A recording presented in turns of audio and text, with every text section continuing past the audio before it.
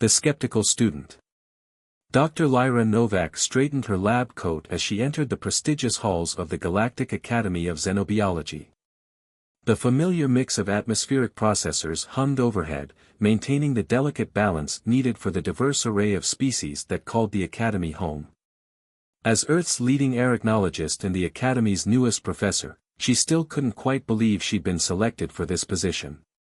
Her morning lecture hall slowly filled with an assortment of beings from across the galaxy. Crystalline entities floated in their hoverpods, gaseous beings swirled in their containment fields, and various multi-limbed species settled into their adaptive seating arrangements. But one student in particular caught her attention, ZYXVAC, whose iridescent scales and prominent head crest marked him as a member of the Sentinel species. Today's lecture, Lyra began, activating the holographic display, focuses on Earth's arachnid species and their remarkable evolution in what the galactic community terms a death world environment.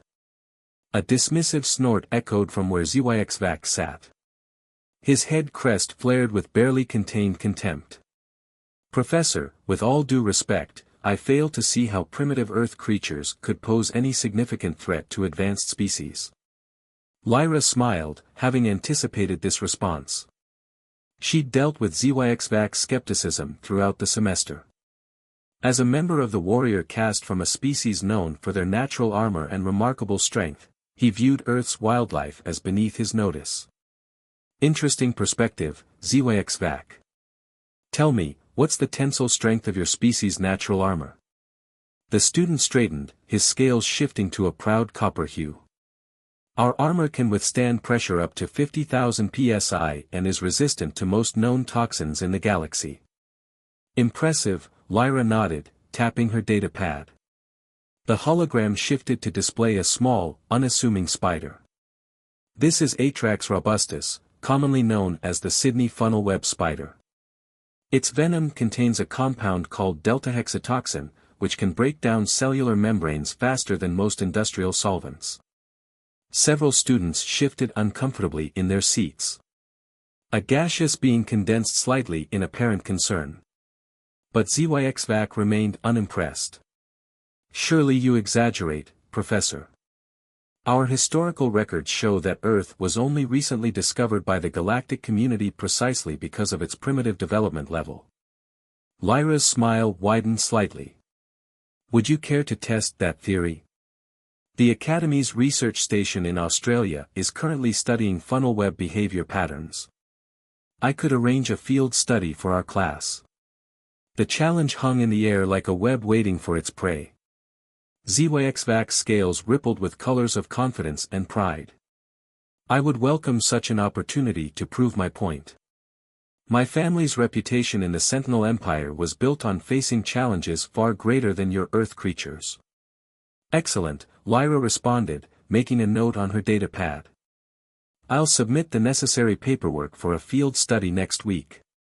I suggest everyone review the safety protocols for high-gravity environments and bring appropriate environmental protection gear.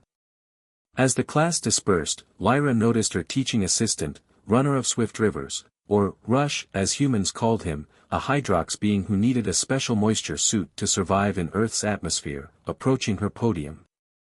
Professor, Rush burbled through his translator, are you certain this is wise? The last time we had a field study on Earth. I remember, Lyra interjected, recalling the incident with the box jellyfish that had resulted in 3 emergency evacuations. But sometimes the best way to teach respect for Earth's wildlife is through carefully controlled exposure. Besides, ZYXVAC's attitude is unfortunately common among certain species. This could be an important lesson for all of them. She began gathering her materials, already planning the field study protocol. Contact the Australian facility and have them prepare the high-gravity compensation fields. And Rush? Make sure they stock plenty of antivenom. Something tells me we might need it. The rest of the day passed in a blur of preparation. As Lyra sat in her office that evening, reviewing student files and safety procedures, she couldn't help but smile at the irony. Here she was, a human teaching aliens about the dangers of Earth's wildlife, when just a few generations ago, humanity hadn't even known there was a galactic community to impress. A soft chime from her computer interrupted her thoughts. It was a message from ZYXVAC, formally accepting the field study challenge and, more interestingly, requesting permission to document the experience for his family's historical records. Lyra approved the request, adding a note that the Academy would not be responsible for any damage to recording equipment. As she prepared to leave for the day, Lyra paused to look at the small habitat on her desk, where a peaceful jumping spider was building its web. These tiny creatures had shaped her entire career, and now they might just help teach one of the most important lessons in xenobiology: never underestimate any species, no matter how small or primitive they might appear. Little did ZYXVAC know, but his education was about to become far more hands-on than he'd ever anticipated. Welcome to the Outback. The Australian sun beat down mercilessly as the quantum transport beam deposited the research group at the coordinates of the field station. The first few seconds were chaos, several students stumbling under Earth's gravity, environmental suits whirring as they adjusted to the atmospheric conditions, and warning sensors blaring from a dozen different devices. Gravity compensation active, announced the automated system, bringing relief to most of the group. ZYXVAC, however, had disabled his gravity assists, his scales shimmering with pride as he stood unassisted in Earth's heavier gravity. Initial readings suggest 16 potential toxin sources within scanning range, he announced, his new sensors humming. Hardly the devastating array we were led to expect, Professor. Dr. Lyra Novak was already setting up the mobile observation equipment, her movements practiced and efficient in her native environment. Those sensors of yours, ZYXVAC, they're calibrated for known toxins, correct? Of course. They can detect any compound listed in the galactic database. Interesting. Lyra checked her tablet. Rush, what's the current count from our Earth-calibrated equipment? The Hydrox Assistance moisture suit bubbled anxiously. 147 distinct toxin signatures within range, Professor. And those are just the ones we've classified. Several students activated their personal shield generators. A crystalline being retreated entirely into their hoverpod. ZYXVAC's scales flickered briefly with uncertainty before settling back into their confident pattern. Clearly a calibration error, he declared, though his head crest twitched slightly. Their discussion was interrupted by a distinctive sound, a steady thumping that grew closer. A large red kangaroo bounded into view, pausing to observe the strange gathering with mild interest. Ah, excellent timing, Lyra said cheerfully. A perfect example of Earth's unique evolutionary paths. Notice how it moves, using its tail for balance and those powerful legs for locomotion. Who can tell me the force generated by a single kick? Before anyone could answer, ZYXVAC strode forward, his sensors pointed at the creature. My readings indicate no significant threat. No venomous capabilities, no enhanced strength beyond basic muscular. The kangaroo, perhaps irritated by the scanning beam, launched itself forward with explosive force. Its kick connected with ZYXVAC's supposedly superior armor, sending him tumbling backwards several meters. The entire class froze in shock. No enhanced strength, you were saying? Lyra helped the stunned student to his feet. That was a warning kick, by the way. They can generate nearly 3 times that force when they're actually trying to defend themselves. ZYXVAC's scales had shifted to a muted gray of embarrassment, but he quickly recovered his composure. A lucky strike. And hardly relevant to our study of arachnids, Professor. On the contrary, Lyra replied, leading the group toward the research station's perimeter. It's an important lesson about Earth's wildlife: never assume your technological superiority guarantees your safety. As they approached their primary study area, Rush's moisture suit suddenly emitted a high-pitched warning tone. Professor. Movement detected in the survey grid. Multiple signatures matching Atrax robustus patterns. The class clustered together, various environmental shields humming to life. Even ZYXVAC's confident posture wavered as his sensors began registering previously undetected chemical signatures. "Welcome to funnel web territory," Lyra announced, activating the ground-level observation drones. "Notice how the entrance to each web is nearly invisible unless you know exactly what to look for. These spiders are ambush predators, capable of surviving months without food, waiting for the perfect moment to strike." A small drone camera revealed a funnel web in stunning detail on their viewing screens, its dark, glossy body perfectly adapted to its hunting strategy.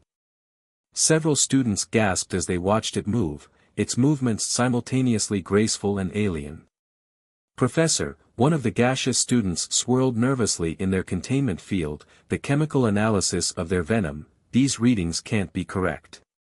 "Oh, they're correct," Lyra confirmed, zooming in on the spider's fangs.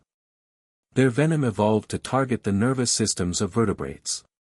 It's so effective that even with our most advanced medical technology, we still consider them one of Earth's deadliest spiders." ZYXVAC had grown unusually quiet, his sensors working overtime as they detected more and more unknown compounds. His scales had taken on a pale blue tint, a sign of deep thought in his species. "But surely," he finally spoke, his usual confidence notably diminished, "their limited size restricts their threat level." As if in answer to his question, a sudden movement caught everyone's attention. A small mouse, darting between bushes, had triggered one of the funnel web's hunting responses. What followed was a display of speed and aggression that left the entire class in stunned silence. The spider's attack was almost too fast to follow, a blur of motion, a brief struggle, and then stillness. The mouse, despite being many times larger than the spider, had been overcome in seconds. "Size," Lyra said softly, "is perhaps the least relevant factor when dealing with Earth's evolved weapons. Now, who's ready to begin our detailed observations?" The class moved forward with significantly more caution than they'd shown upon arrival. Even ZYXVAC's steps were measured and careful, his sensors now running at maximum sensitivity. They were beginning to understand why Earth had earned its reputation, and their real lessons hadn't even begun. First contact. Dawn broke over the Australian outback as the quantum transport beam shimmered into existence. Dr. Lyra Novak materialized first, her boots crunching softly on the red soil. Behind her, the air rippled with distortions as her students appeared one by one, their environmental suits automatically adjusting to Earth's harsh conditions. Rush's moisture suit emitted a soft warning tone as its systems calibrated to the dry air. "Atmospheric moisture levels at 15%, Professor. Significantly lower than projected." The morning light caught ZYXVAC's scales as he materialized last, his enhanced armor gleaming. Unlike his classmates, who immediately activated their gravity compensation fields, he stood proudly under Earth's full gravity, though Lyra noticed a slight tremor in his secondary limbs. "Fascinating," ZYXVAC announced, his voice synthesizer barely masking his strain. "My enhanced sensors detect minimal threat signatures. Perhaps Earth's reputation is based more on primitive fears than actual danger." His head crest extended in what Lyra had come to recognize as a challenge display. "Interesting conclusion," Lyra replied, checking her tablet's readings. "Tell me, what's your sensor's baseline for threat assessment?" "The most advanced military scanning technology in the Sentinel Empire," he declared proudly. "Capable of detecting any known biological or chemical weapon in the galaxy." Lyra smiled. "Any known weapon? But Earth's creatures didn't evolve to be weapons, ZYXVAC. They evolved to survive." A sudden rustle in the nearby brush drew everyone's attention. A brown snake slithered into view, its movements fluid and purposeful. Before anyone could react, ZYXVAC's armor deployed a protective field, his sensors whirring to life. "Threat level minimal," he announced, though his scales had shifted to a more alert pattern. "Primitive venom delivery system, limited strike range." The snake launched itself forward with impossible speed. ZYXVAC's shield flickered as the snake's fangs scraped against it, leaving microscopic scratches in the supposedly impenetrable field. The class erupted in panic, crystalline beings retreated into their hoverpods, gaseous students condensed into defensive formations. Impossible, HFY whispered, his scales now a pale shade of shock. The speed, the force. That, Lyra said calmly as the snake disappeared back into the brush, was a juvenile eastern brown. Not even fully grown, yet its venom could overcome your armor's defenses in minutes. And it's not even what we came here to study. The class moved closer together as they continued toward their primary research site. Even the most sophisticated environmental suits hummed with increased power as their systems registered more and more unknown variables. A glint of silk caught the morning sun, stretching between two rocks. Lyra held up her hand, stopping the group. Our first web. Notice the thickness, the structure. Earth's spiders have been perfecting their craft for hundreds of millions of years. Rush's moisture suit bubbled anxiously as his sensors processed the data. Professor, these readings, the molecular structure of the silk. Stronger than steel, when measured by weight, Lyra confirmed. And this is just their building material. Wait until you see their hunting techniques. HFY moved closer to the web, his sensors working overtime.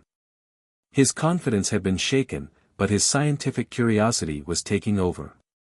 The complexity of the weave pattern suggests intelligence, yet you claim these are primitive creatures. Intelligence takes many forms, Lyra replied, activating a ground-level drone. Sometimes the most effective solutions aren't the most complex ones. The drone's camera revealed what lay at the end of the silk strands, a funnel-web spider's burrow, almost invisible unless you knew exactly what to look for. The class watched in fascinated horror as the drone's presence triggered a hunting response. The spider emerged with devastating speed, its movements a perfect demonstration of evolved killing efficiency. By the void, a gaseous student whispered through their translator. Its neurotoxin signatures are off the charts. HFY scales had taken on a new color, one Lyra hadn't seen before.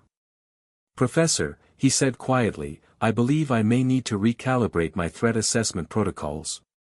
That would be wise, Lyra agreed, noting how the entire class had unconsciously backed away from the burrow. Because this is just one spider, and where we're going. We'll be seeing hundreds. The silence that followed was broken only by the sound of environmental suits being checked and rechecked.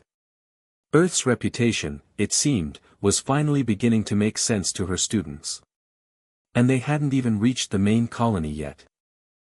Nature's fury. The research group crested a small rise, revealing a depression in the landscape dotted with scattered rocks and vegetation. To most observers, it would have looked unremarkable. But Dr. Lyra Novak knew better, this was one of the largest funnel-web spider colonies ever documented. Initial drone survey shows 117 active burrows, Rush reported, his moisture suit rippling with nervous energy. Population density far exceeds previous records.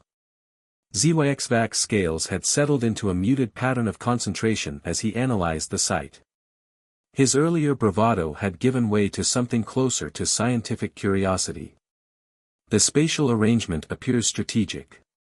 Each burrow positioned to maximize hunting territory while maintaining defensive positions. Very observant, Lyra noted, pleased to see his attitude shifting. Earth's predators often display complex behavioral patterns that we're still trying to fully understand. Now, watch this.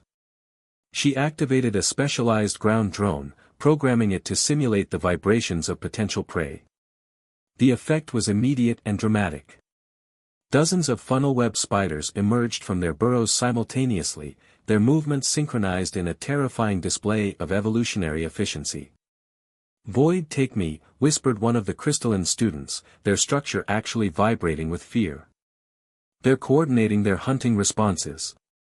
The class watched in stunned silence as the spiders demonstrated their hunting techniques. The speed and aggression of their attacks challenged everything they thought they knew about primitive life forms.